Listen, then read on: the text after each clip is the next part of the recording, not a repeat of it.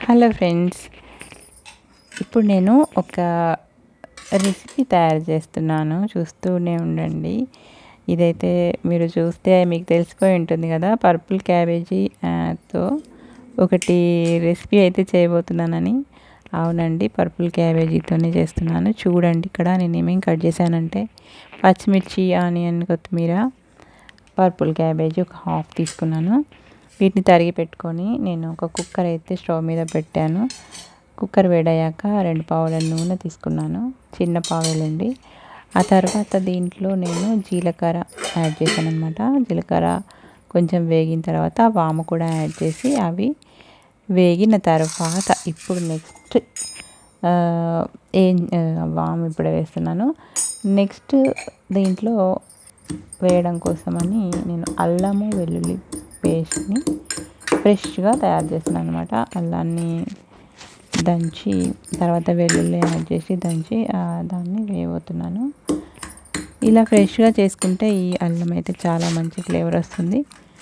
తర్వాత మనకు ఇది జీర్ణక్రియ కూడా చాలా మంచిది కదా, అందుకని దీన్ని యాడ్ చేస్తున్నాను. ఏదైనా సరే ఇప్పుడు డిన్నర్లో చేస్తున్నారు కాబట్టి దాన్ని తేలికగా జీర్ణమయ్యేలాగా చేసుకుంటేనే మంచిది. ఇదే రెసిపీని ఏదైనా స్పెషల్ డేస్లో బిర్యానీ లాగానో పలావ్ లాగానో కూడా చేసుకోవచ్చు కదా, అంటే దాంట్లో మనం గరం మసాలాలు యాడ్ చేసి. కానీ ఇక్కడ నేను అలా చేయట్లేదు అనమాట. అన్నీ మామూలుగా తేలిగ్గా జీర్ణమయ్యే పదార్థాలే వాడుతున్నాను. అస్సలు గరం మసాలాలు అయితే వేయట్లేదు.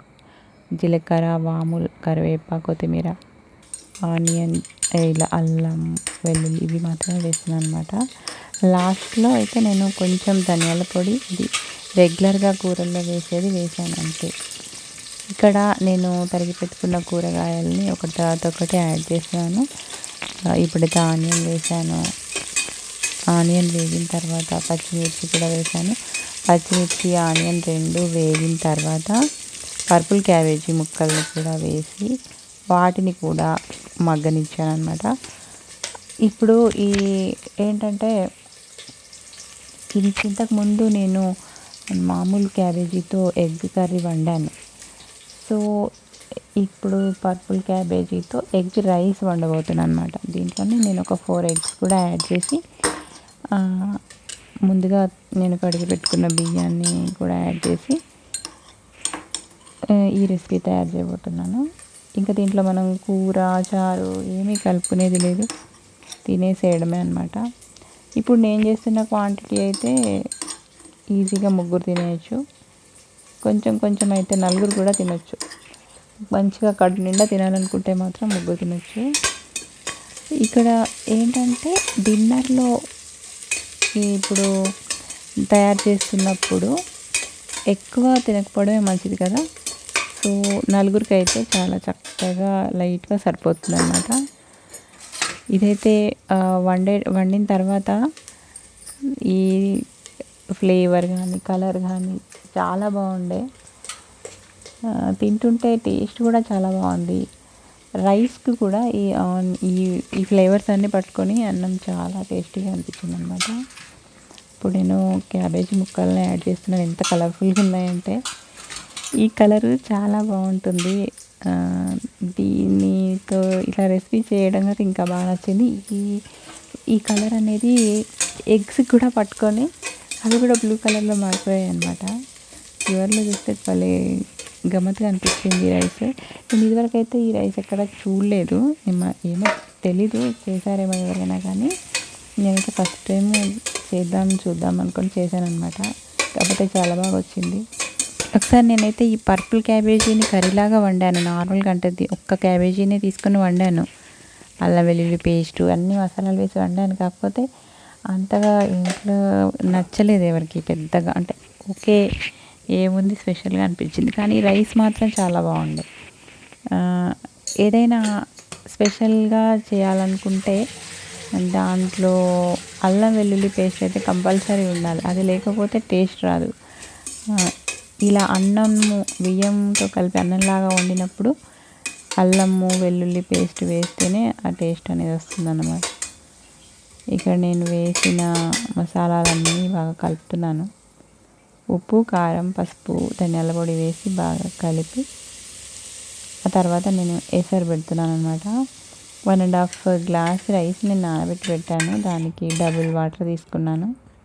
ఇక 3 గ్లాసెస్ ఆఫ్ వాటర్ అనమాట.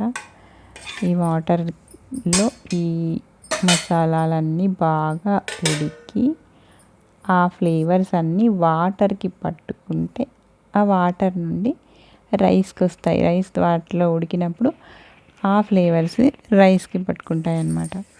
ఇప్పుడు బాగా మరుగుతున్నప్పుడు దీంట్లో రైస్ని యాడ్ చేసినట్టయితే రైస్ చక్కగా ఆ ఫ్లేవర్స్ని పట్టుకుంటూ ఉడికిపోతుంది. నేను పక్కన కడిగి పెట్టుకున్న రైస్ని ఇప్పుడు దీంట్లో యాడ్ చేస్తాను.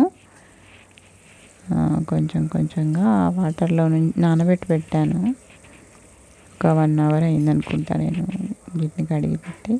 ఇంకా ఈ రైస్ని కొంచెం కొంచెం దాంట్లో యాడ్ చేసి ఒకసారి కలిపేసి మళ్ళీ కొంచెం బబుల్స్ వచ్చేలాగా మరిగిన తర్వాతనే నేను ఎగ్స్ కొట్టాలనుకుంటున్నాను. ఎందుకంటే ఎప్పుడైనా కానీ ఎగ్ని మనం దాంట్లో కొట్టాలనుకున్నప్పుడు కొంచెం వాటర్ బబుల్స్ వస్తున్నప్పుడు కొడితేనే ఎగ్ చక్కగా ఉడుకుతుంది. ఆ తర్వాత నీసు వాసన అనేది కూడా రాదన్నమాట. ఇలా పచ్చిగా వాటర్ ఉన్నప్పుడు వేస్తే కొంచెం నీసు వాసన లాగా వస్తుంది. ఇప్పుడైతే నార్మల్గా నేను బబుల్స్ వచ్చినప్పుడే రైస్ వేసాను. కానీ రైస్ వేయడం వల్ల మళ్ళీ ఆ వాటర్ యొక్క టెంపరేచర్ తగ్గింది కాబట్టి ఇప్పుడు ఎగ్స్ కొట్టను. మళ్ళీ ఒకసారి రావాలి అవి బబుల్స్, అప్పుడే దీంట్లో ఎగ్స్ కొడతాను. ఒక 4 ఎగ్స్ తీసుకున్నా. 4 ఎగ్స్ని వీటిలో కొట్టేసి ఆ తర్వాత మళ్ళీ చూడండి నేను ఎగ్స్ కొట్టాను. ఒక 4 ఎగ్స్ని. ఆ ఎగ్స్ ఎంత చక్కగా ఉడుకుతున్నాయంటే ఇప్పుడు ధనియాల పొడి ఎప్పుడు వేసాను నేను, అప్పుడు వేయలేదు.